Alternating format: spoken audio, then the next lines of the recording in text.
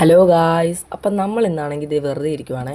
മാമിമാരും ഇല്ല, അപ്പൂപ്പനും അമ്മൂമ്മയും ഞാനും പൊന്നും മാത്രമേ ഉള്ളേ. മാമിമാരും ഇല്ല, മാമന്മാരും ഇല്ല. വലിയ മാമിയും കിച്ചുമാമനും കൂടെ വലിയ മാമിയുടെ വീട്ടിൽ പോയി.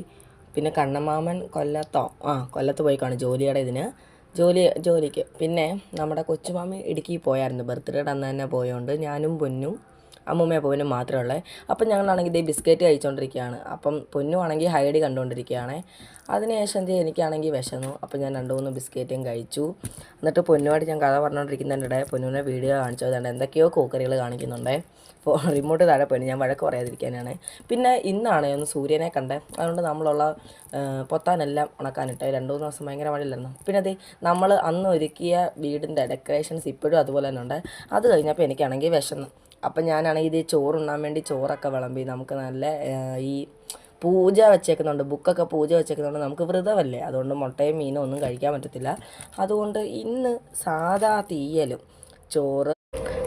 തീയലും ഒക്കെ വെച്ച് നമ്മളിതേ കഴിക്കാൻ വേണ്ടി കഴിച്ചുകൊണ്ടിരിക്കുമെന്ന്.